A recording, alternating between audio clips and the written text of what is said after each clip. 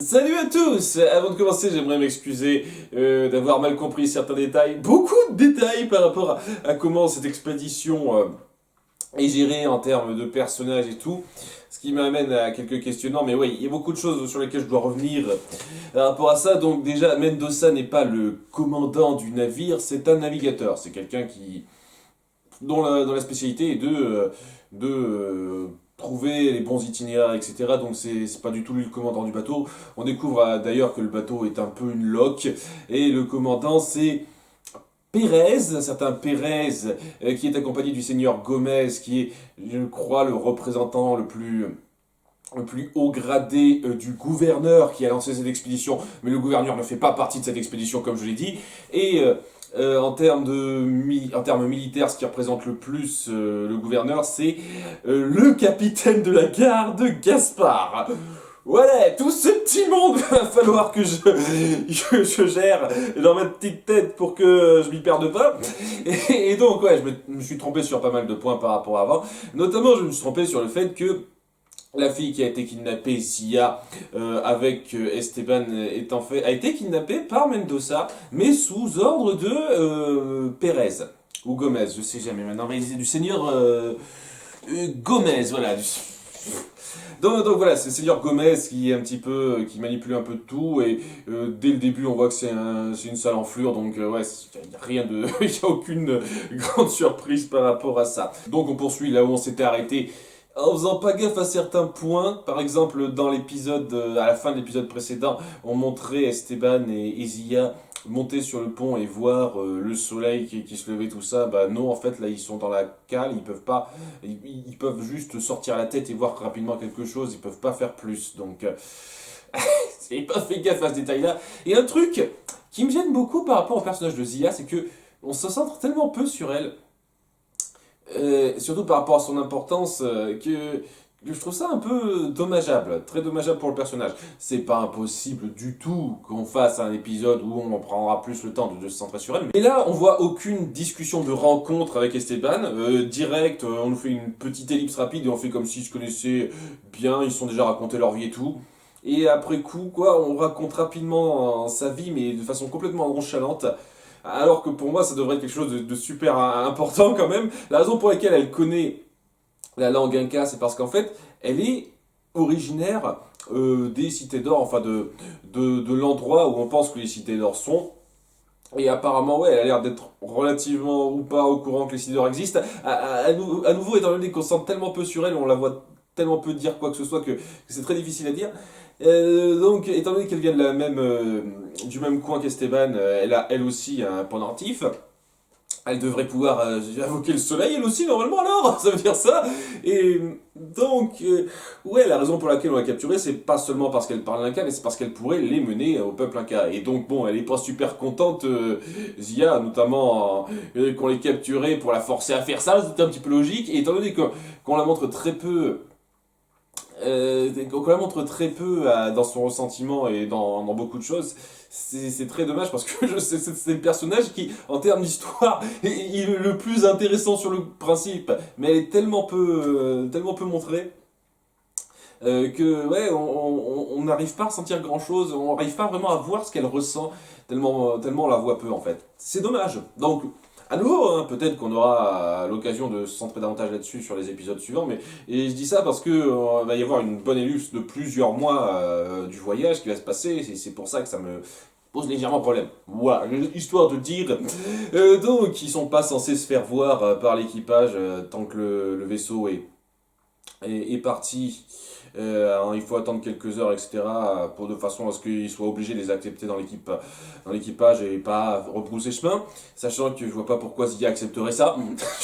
À sa place, je vous dirais merde, il m'a libéré, Esteban, je me pars. Et oh, excusez-moi, on m'a enlevé contre ma volonté. Vous pourriez me ramener sur le rivage, s'il vous plaît. D'autant plus que t'as pas envie de les aider à retrouver ta cité. Donc merde, ouais, voilà le problème avec Zia, vous voyez. Ce qui me fait me poser une autre question par rapport à Esteban, mais là, c'est un mystère, à nouveau, c'est pas vraiment un problème. Étant donné que, apparemment, son père venait lui aussi des cités d'or, de l'Amérique du Sud, comment c'est-il qu'il soit blanc, quoi, comme ça, alors que bon, Zia a un teint très Amérique du Sud, hein. Et donc Esteban, lui, il a un teint tout à fait blanc, comme nous, et je sais pas, il y a une certaine logique derrière ça, j'imagine, parce que son père aussi était blanc, de ce que je me souviens dans l'épisode 1, donc ouais, là je serais impatient de voir la réponse à ça. Quoi qu'il en soit, ils finissent par être repérés par le chef de la garde, Gaspard. Il part quasi direct sur l'idée, passager clandestin, hop, par-dessus bord. On va tuer 2 enfants, allez, voilà. Wow. Quand même. C'est pas un personnage qui va être très profond. Je vais le dire, je trouve que pour l'instant, ce qu'on montre des méchants n'est pas super profond. D'autant plus qu'une fois que le sergent Gomez s'est rendu compte que les 2 enfants étaient kidnappés, ah zut, je voulais pas que Gaspard soit au courant. Tu t'attendais à quoi? Qui reste 5 mois en cale sans jamais se faire repérer? Ils étaient voués à se faire repérer à un moment donné. Donc ouais, c'était un petit peu bizarre ça, mais... Ouais, Mendoza finit par se poser garant pour eux et empêche Gaspard de les jeter par-dessus bord. Ce qui veut donc dire que Gaspard l'a mal, et donc il va y avoir une espèce de pseudo-rivalité entre eux. Hein, Gaspard, l'espèce de grosse brute, et Mendoza, le fin cérébral. Et alors que ça commence un petit peu à se tasser, qu'Esteban a un petit peu le mal de mer, il tombe dans les pommes, et il nous fait une espèce de trip psychédélique bizarre que j'ai pas très bien compris. C'était visuellement intéressant, j'ai pas très bien compris pourquoi il s'imagine tout d'un coup que ouah, le monde défile et il se retrouve devant un temple.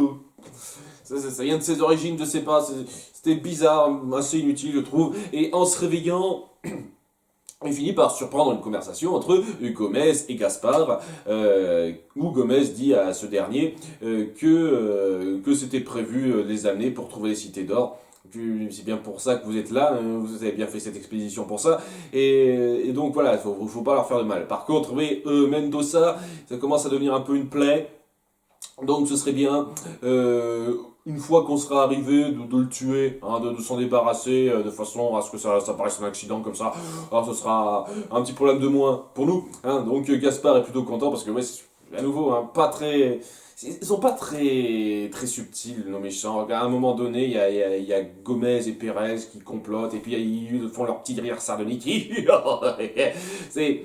Et il y a plus subtil que ça. Et c'est pas comme si c'était des personnages, je sais pas, à la Jafar qui adore être méchant. Là, c'est un petit peu gratuit pour rien. Vous voyez, petit détail. Ouais, les antagonistes, pour l'instant, ouais.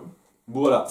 Et enfin bref, ça amène donc Mendoza à être au courant, puisque Esteban lui rapporte la chose. Il dit oui, on va.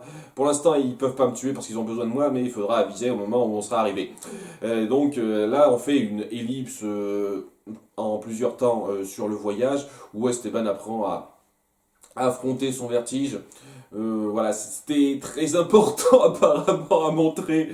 On montre aucun développement de Zia, mais Esteban il apprend à affronter son vertige. C'est bien. C'est sympathique, ça apporte des petits moments un petit peu jolis. Hein, mais ça montre un petit peu le passage du temps. Après, je sais pas, je trouve qu'on aurait pu faire ça un petit peu plus, de façon un peu plus efficace. Et donc ça se termine alors que on se rapproche de la Terre et qu'il va falloir passer le détroit de Magellan. Parce que ça fait seulement 12 ans que Magellan a trouvé ce détroit, mais on lui a déjà donné son nom. J'avais pas remarqué ça, mais oui, c'était pareil dans l'épisode 1. Et je dis ça, hein, ça se trouve, c'est comme ça, hein, c'est le cas, mais ça fait bizarre, je trouve. Au bout de 12 ans seulement, qu'on ait donné le nom de Magellan à ce détroit et que ce soit officialisé tout ça. Et donc, ils vont devoir se préparer à faire face à une... Comment il appelle ça, Mendoza? Une vague pyramidale, parce que on arrive à l'endroit où les 2 mers se rejoignent, et donc ça crée certaines fluctuations. Il l'a bien expliqué. C'est un truc que j'ai bien... Ça essaye d'être éducatif, et ça le fait plutôt bien, de façon assez fluide, sans qu'on ait l'impression que ce soit forcé. Hein, même le petit documentaire de fin qu'on fait, ils essayent vraiment de lier ça avec ce qui se passe. Là, on a parlé de la recherche, des nouveaux continents, etc. Et ben, paf, c'était une occasion rêvée pour faire un enchaînement sur Christophe Colomb. Et c'était très intéressant. Voilà, je trouve que le côté éducatif de ce dessin animé, pour l'instant, est très bien incorporé.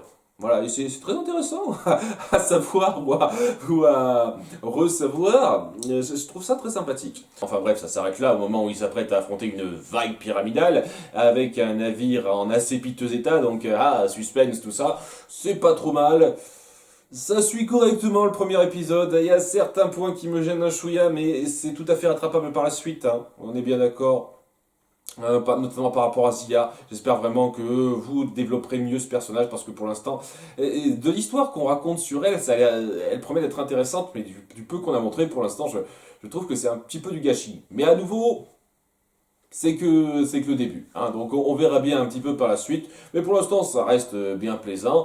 Et on verra ce que ça donne à l'épisode 3. Bye!